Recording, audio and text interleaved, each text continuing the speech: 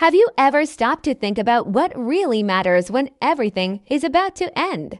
I'm not talking about money, power, or all those things we spend our whole lives chasing. I'm talking about what remains, what hurts, what we carry in silence until our last breath. Because there's a kind of regret that no fortune can cure. And this story I'm going to tell you today proves exactly that. It all began in an ordinary hospital, the kind you pass on the street and don't even notice. White corridors, the smell of disinfectant, the muffled sound of hurried footsteps. It was an unremarkable Tuesday when she arrived. No fanfare, no entourage, no sign that this woman controlled an empire most people couldn't even imagine. She entered alone, dressed with understated elegance, the kind of expensive clothes that don't scream, but that those in the know recognize from afar. Her eyes carried something heavy, a strange mixture of coldness and weariness, as if she had spent decades making decisions that no one else would dare to make. To the nurses and attendants, she was just another patient, another medical record, another occupied bed. But there was something different about her, something that wasn't written in any exam, in any medical file. A silent anguish that went far beyond any physical pain. Have you ever felt that inexplicable weight, that tightness in your chest that medicine can't diagnose? Well, that's exactly what I'm talking about. Sometimes the body gets sick because the soul has been sick for too long. And it was precisely there, in that impersonal and cold environment, that one of the most intense and moving stories I've ever heard began to unfold. A story involving true love, devastating betrayal, impossible choices, and a final request that brought even the most experienced doctor to tears. Stay with me until the end, because what you're about to discover will stir something deep within you. I promise this isn't just another sad hospital story. It's much more than that. That woman harbored secrets that could destroy reputations, shake power structures, and reveal truths buried for decades. But what she truly hid was something even more powerful and painful, the awareness of having destroyed the only thing that truly mattered. And the doctor who treated her, a respected professional with an impeccable career and always composed demeanor, was about to discover that this seemingly simple hospitalization would change his life forever. Because sometimes fate brings us face to face with ghosts we didn't even know existed. He didn't realize it, but he was about to confront his own past. He was facing pain he thought he'd overcome. He was confronting truths no one had ever dared to tell him. And at the center of it all was her, the woman who chose power over love, who traded happiness for ambition, and who now, at the end of the road, was discovering that no achievement, no success, no victory had been worthwhile. What she ultimately asked for didn't involve lawyers, didn't involve inheritance, didn't involve money. It was something simple, devastatingly human, and it revealed a truth that many of us prefer to ignore. That time passes, that choices have consequences, and that sometimes, when we finally understand what really matters, it's already too late. Or is forgiveness still possible after so much time, after so much pain, after so much damage? You're about to find out the answer. But before we continue, I need to tell you something. This type of content only reaches you because there's a community of people who truly care about these stories, who understand that not everything in life is superficial, that there are reflections that need to be shared. If this topic resonates with you, if something here has touched your heart, leave a comment below about what has impacted you the most so far. It could be a word, a phrase, a memory that came to mind. I read every comment, and believe me, seeing that these stories are reaching and transforming people is what motivates me to continue bringing this type of content. And if you haven't liked the video yet, click that like button now. It's not just a symbolic gesture. It's what makes the algorithm understand that this content has value, that it needs to reach more people who are also looking for something more profound. And if you're not yet subscribed to the channel, subscribe now and activate the bell, because I bring stories like this every week, stories that move you, that make you think, that remind us of what really matters. Your participation here is what makes this channel grow and reach more people with this type of message. You're not just watching, you're being part of something bigger. Now, let's go back to that hospital corridor, to that silent woman, and to the doctor whose life was about to be turned upside down. The nurses barely noticed when she passed through the reception area. No scandal, no private security, no detail that would draw attention. She knew how to go unnoticed. After all, people with real power don't need to announce themselves. They learn early on that silence protects more than any word. And that woman had spent decades mastering the art of hiding truths while building empires behind the scenes of society. Companies you know, fortunes that move entire economies, decisions that affected thousands of lives, all controlled by that discreet figure who now occupied an ordinary hospital bed. But something was wrong with that scene. You can tell when a person is carrying a weight that goes beyond their physical capacity, when the pain they feel doesn't show up in any blood test, in any MRI. That's exactly what emanated from her. A deep, visceral anguish, the kind that corrodes from the inside for years until nothing remains but regret and loneliness. The hospitalization was real. The symptoms existed, but any doctor with enough sensitivity could see that woman wasn't there just because of a physical condition. She was dying of something much crueler. She was dying of guilt.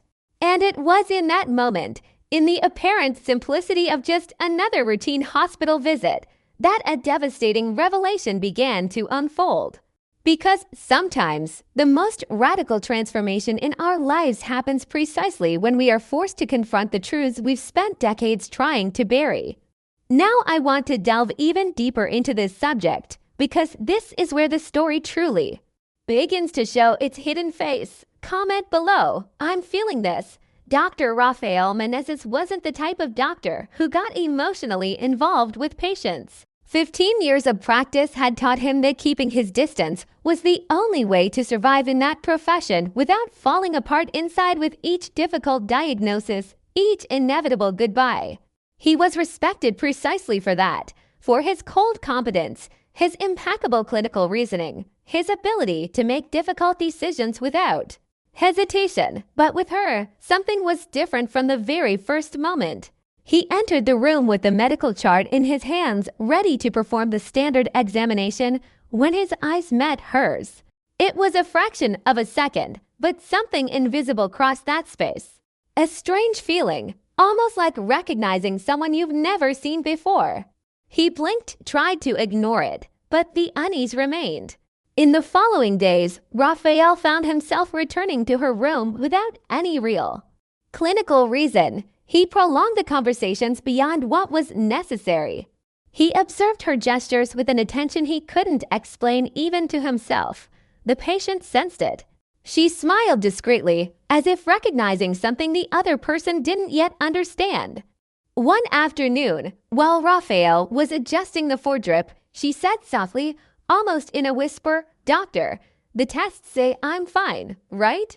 He hesitated before replying, "Yes, clinically you are stable." She closed her eyes for a moment and let slip, "Then why do I feel like I'm dying?" He had no medical answer for it. And it was in that heavy silence that he began to understand. There are wounds that no scalpel can reach, pains that no medicine can relieve. And in some inexplicable way, that woman was connected to something in his own journey, something he himself had not yet discovered. Write this down, that gives me chills. It was during a night shift that she finally opened the treasure chest of hidden truths Raphael had.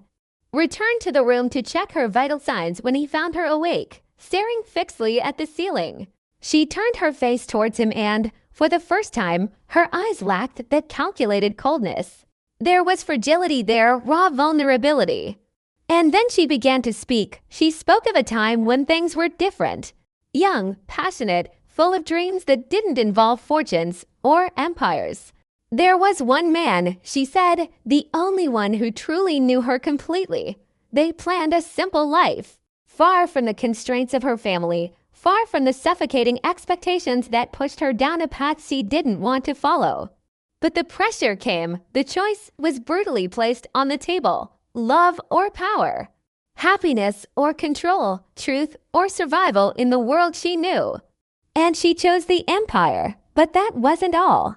To guarantee her rise, she needed to destroy the man she loved. She used secrets shared in moments of intimacy, confidential information exchanged in whispers of trust, and turned them into weapons. She handed everything over to his rivals, sabotaged his career, watched from afar as he lost contracts, reputation, dignity. He was systematically destroyed, and she climbed each step, stepping on the ruins of the only true love she ever had. Raphael listened to all of this with his heart racing, not fully understanding why this story affected him so much, until she mentioned the name.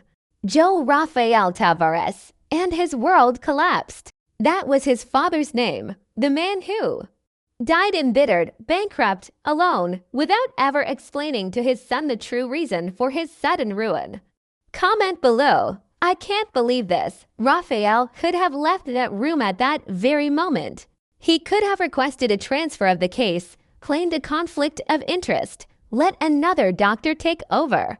And part of him wanted to do exactly that, wanted to escape that devastating truth that had just fallen on his shoulders like a ton of concrete. But he stayed because, deep down, he needed to understand. He needed to know if there was something beyond the cruelty, if there was any piece of humanity in that woman who destroyed his father. 2 days later, she began a rapid decline, her body finally succumbing to the weight her soul had carried for decades. On her last night, she asked to speak with Raphael alone. With trembling hands, she handed him an envelope yellowed with age.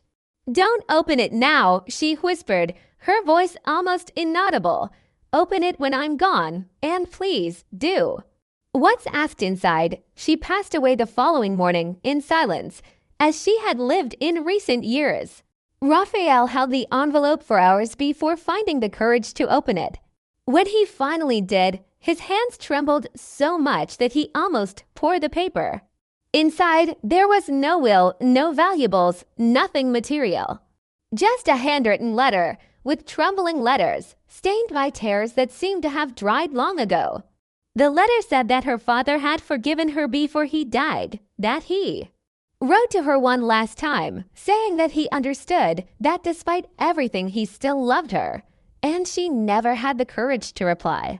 Her request was simple and heartbreaking, that Raphael go to his father's old house, find the reply she never sent, and take flowers to the grave in her name.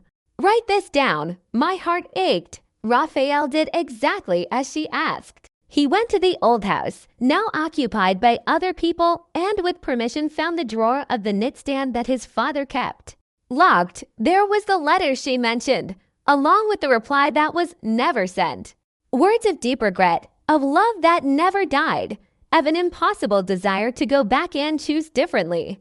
He read it all right there, sitting on the floor of that room that held memories of a life he barely knew. The next day, Raphael went to the cemetery. He placed the flowers she had requested, read the letter aloud before his father's gravestone, and for the first time in years felt something that seemed like peace. It wasn't immediate forgiveness. It wasn't forgetting. It was understanding, the understanding that people make terrible decisions out of fear, out of pressure, out of believing that power and security are worth more than love and truth. And they pay for it every day until their last breath. That woman spent decades at the top, controlling fortunes, moving pieces on the chessboard of power. But she died alone, carrying a burden that no amount of money could alleviate. She destroyed the only man who truly loved her and, in the process, destroyed herself. The empire she built brought no peace, no happiness, nothing but more loneliness. And this is the brutal truth that many of us avoid facing. The choices we make today define who we will be at the end of the journey. You can conquer the whole world, but if you lose the people who truly matter along the way, what's left? An empty bed, a deafening silence, and regrets that can no longer be repaired. Comment below. This changed my perspective. If you've made it this far, it's because this story touched something real inside you. And I want to know, what would you do in her place? Do you think forgiveness is still possible after so much time, after so much damage? Or are there choices that simply can't be undone? Leave a comment below saying, "This message was for me," and tell me what you felt when you heard this story. I read every comment, and knowing that this content is making a difference in someone's life is what motivates me to continue. If this story made you reflect, if it moved you in some way, click like now. It's not just for the algorithm, it's because this gesture shows me that it's worthwhile to bring this kind of content, that there are still people who value profound stories that make us look inward and question our own choices. And if you're not yet subscribed to the channel, subscribe now, because every week I bring stories like this, stories that prove a simple truth: no amount of wealth can buy peace of mind. And before you go, there's a video here that will make you think even more about this topic. It's about how small decisions in the present build the future we will live. Click and continue with me there, because this conversation is just beginning. Thank you for being here until the end. See you in the next video.